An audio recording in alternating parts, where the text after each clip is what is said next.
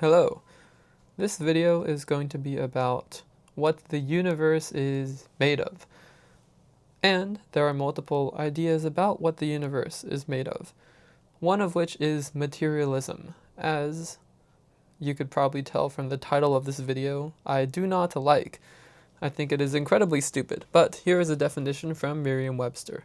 Materialism is, quote, a theory that physical matter is the only or fundamental reality, and that all being and processes and phenomena can be explained as manifestations or results of matter, end quote. So basically, materialism is the idea that the physical world around us is all that there is, and that everything we see in the world can be ultimately reduced to physical stuff, non-conscious stuff.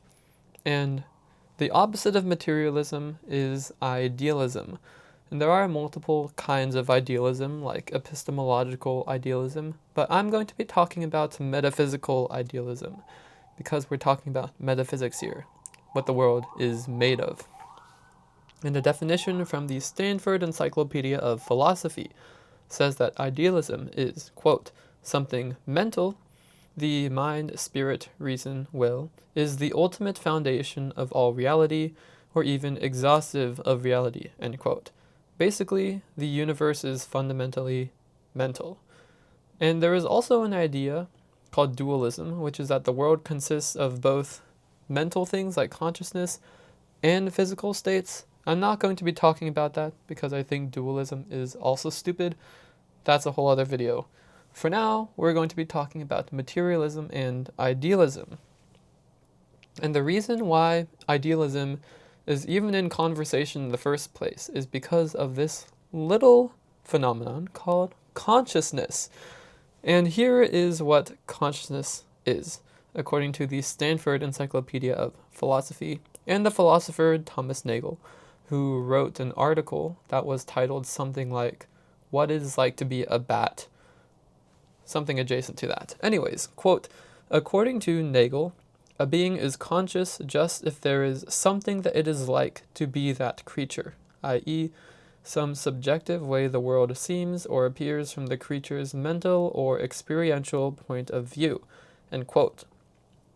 So, according to the philosopher Thomas Nagel, and I think this is the definition that most people would agree to nowadays as well, consciousness is the state of subjective experience, first-person awareness. Something is conscious if there is something that it is like to be that thing. And that is what we're going to be talking about in this video. The big picture point, or I guess thesis of this video, is that because of the nature of what consciousness is, materialism is stupid and we should believe in idealism. That is what I believe, and I'm going to try to be at least a little bit persuasive in this video towards that idea. Now first, I'm going to be talking about how science cannot address consciousness. And let's define science, of course, as we must. Now, according to Cambridge Dictionary, science is, quote, knowledge from the careful study of the structure and behavior of the physical world, especially by watching, measuring, and doing experiments, and the development of theories to describe the results of these activities, end quote. So, in simpler terms, I guess, science is the study of the physical world around us through observation and experimentation in order to describe it accurately. So it's describing the world using observations. And the reason I'm starting off talking about science is because most materialists say that consciousness can be explained using science, or that it will be eventually explained using science, and that is why we can just say that consciousness is reducible to material, non-mental stuff. I disagree for a couple of reasons pertaining to science specifically. First, I think that consciousness is outside of scientific boundaries, and I'm going to bring an example of a window. Now, consciousness is the lens through which we see the world, or like the window that we see the world through. And I think it would be a mistake to say that we could eventually explain a window by looking through the window and looking and trying to describe the things that we see out of the window. That seems pointless and very circular in my head. We cannot explain a window using things that we look at through the window itself. And some people might respond to this by saying, well, we use things to study themselves all the time, like we use chemistry to study chemistry, and we use language to study language. However, I do think there is a big difference between areas of study and then single phenomena.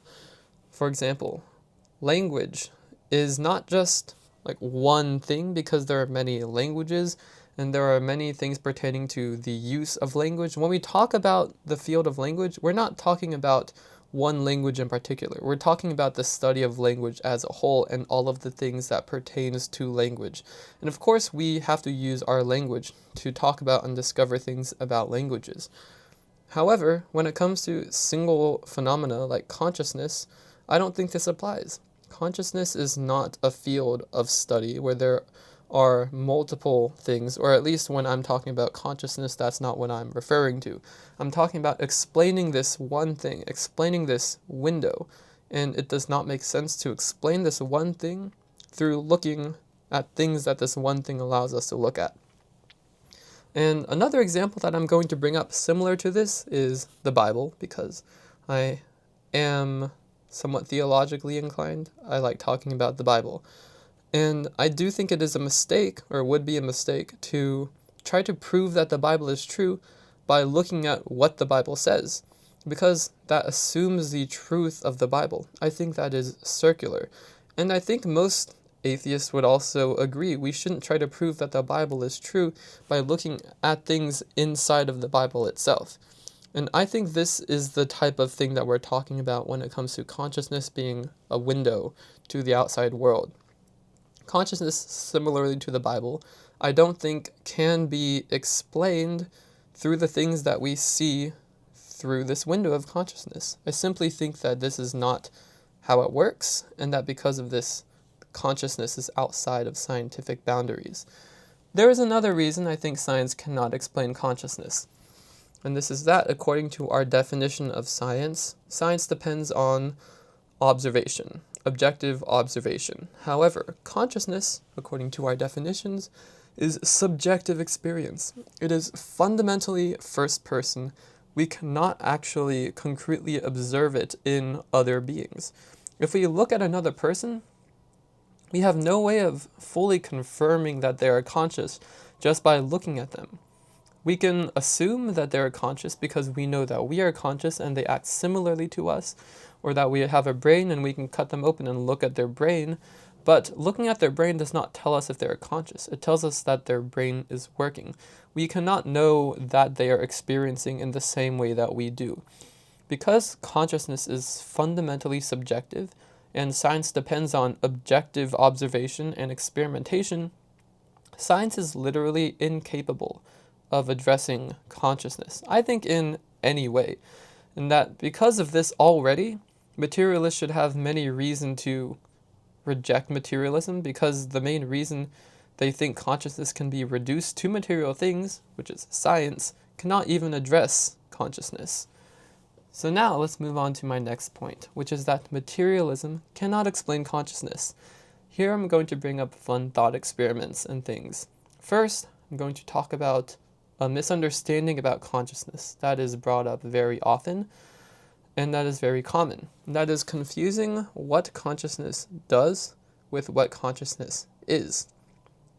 I don't think consciousness is the same thing as the things that consciousness can do.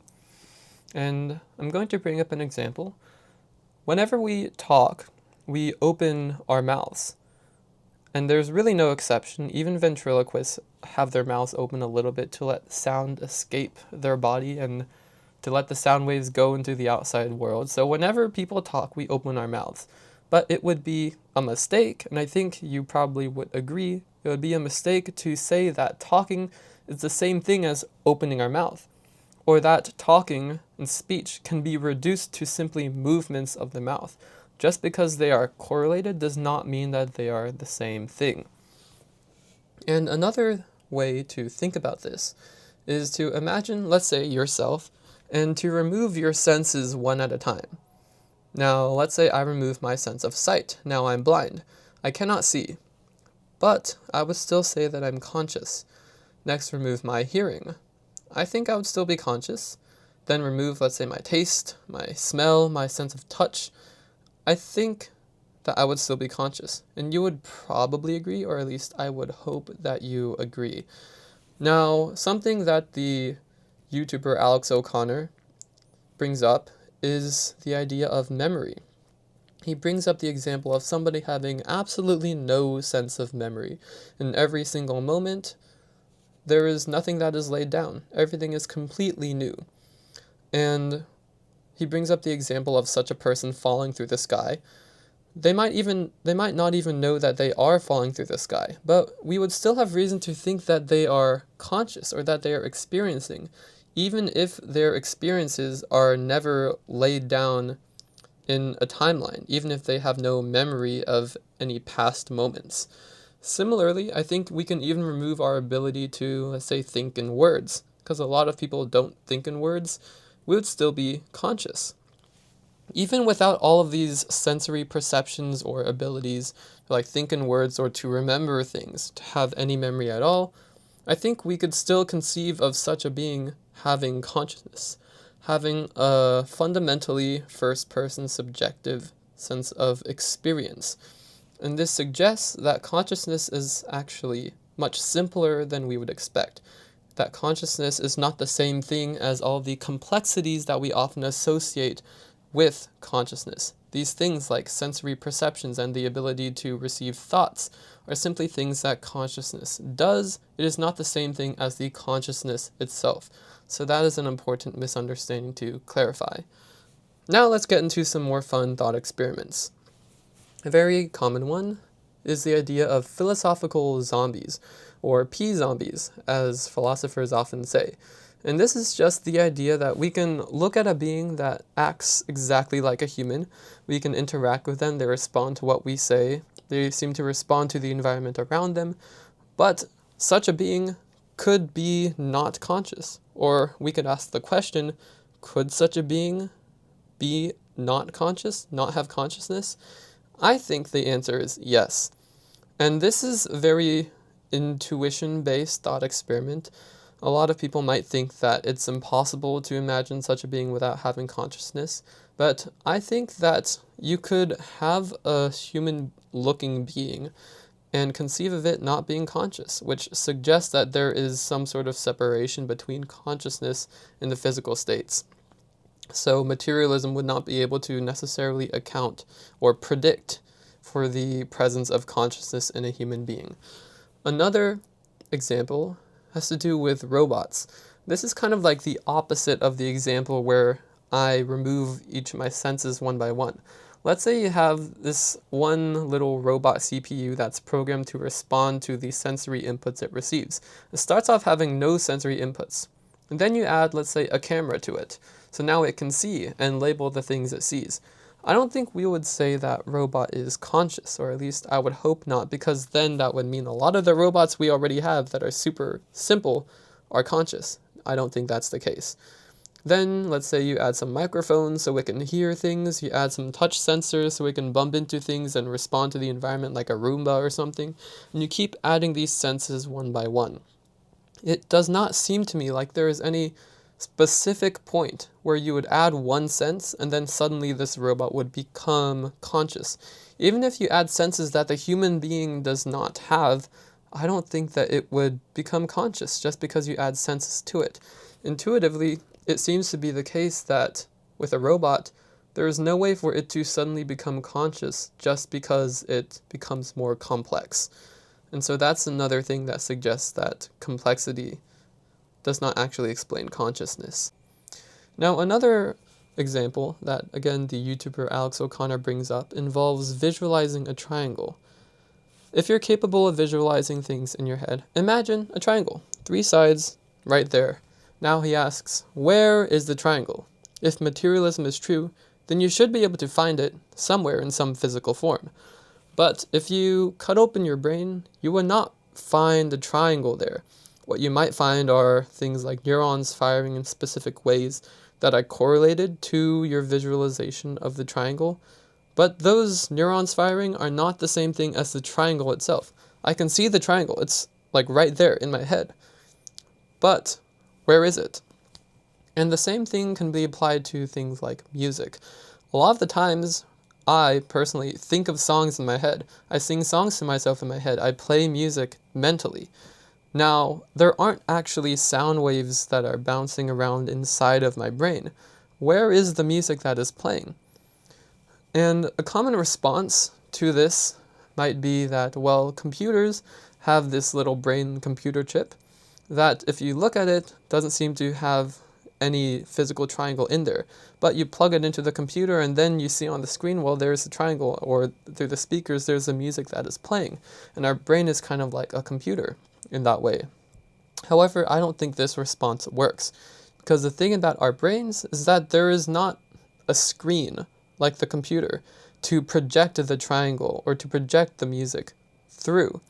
It would be like simply holding up a computer chip and running electricity through it, not having any screen, just holding up the CPU and saying, there is a triangle in here, or there is music in here. There is a full song that is in here that you can hear somewhere.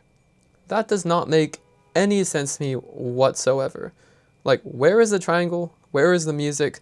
Materialism seems to not be able to explain this whatsoever. So those are just some fun thought experiments to think about concerning consciousness and how it cannot be reduced to material things, just how materialism cannot address consciousness in any way. I think this is already a lot of reason to reject materialism, but there is even more reason. Another point is that material is fundamentally unknowable. Why? Because science, according to the definition we brought up earlier, describes things. It does not tell us what things are. For example, gravity. It is the thing that pulls things towards each other, that attracts things. That's what it does. What is gravity? No one seems to know. We cannot know using science, because the only thing that science will do is tell us what it does and how it relates to the world around us. But it does not tell us what gravity is. Alex O'Connor, again, I'm going to bring him up because he has influenced a lot of my thoughts. He will often bring up an electron. If you ask a scientist what an electron is, they'll describe it in terms of the things it does, like having negative charge or having a certain spin. However, these are simply descriptions, not telling us about the thing itself. And I'm going to bring up another philosopher, Bernardo Kastrup. He has an idea about analytical idealism, and he brings up plenty of examples to help describe this misunderstanding about materialism. One is to imagine yourself as the pilot in the cockpit of an airplane, and you're flying. Now, on the dashboard of the cockpit, there are many dials and measurements of things like the wind pressure, the wind speed, how high you are in the sky, how fast you're going, the humidity, things like that. All of these measurements. However, it would be a mistake to say that all these measurements are the same things as the things that they are measuring. To say that the measurement of the humidity is the same thing as the humidity itself outside of the cockpit. And we really have no access to what is outside of the cockpit while we're inside of the cockpit. All we have are these measurements, and those are equivalent to the things we have like sense perceptions or our scientific descriptions of the world. Those are like the measurements on the dials of a dashboard. They are not the same thing as the things that they are describing.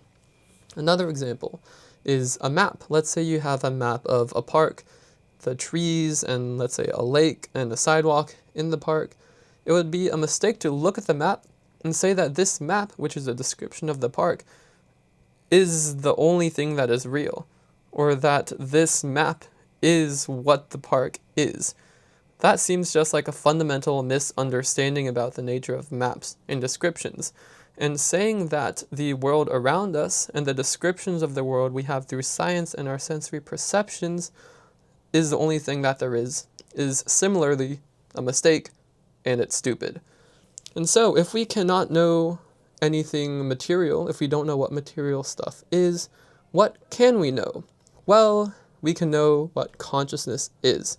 I think that consciousness is the only thing that we can know because we know it introspectively. We know what it is like to be ourselves. We know what it is like to experience ourselves, to have our first person awareness. And because we don't know what material things are, but we do know what consciousness is, I think at the very least it is more reasonable to suggest that consciousness is the fundamental stuff of the universe, or that the universe is fundamentally made of mental states, rather than material, which we don't know the true nature of. Think about it. Does it make more sense to suggest that the universe is made of stuff that we don't know the nature of? Or does it make more sense to suggest that the universe is made of stuff that we actually know? I think the latter is true. And so, because of these reasons, I think it makes much more sense to think that the universe is fundamentally mental in some way. This does not necessarily have to lead to something like solipsism, where you are the only conscious being that exists, everything else is your imagination.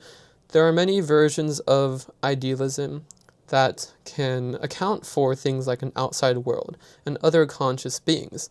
The difference between materialism and idealism is that materialism suggests that the world is the same thing as the descriptions we have about the world through science and our sensory perceptions, that everything is fundamentally non-mental, non-conscious.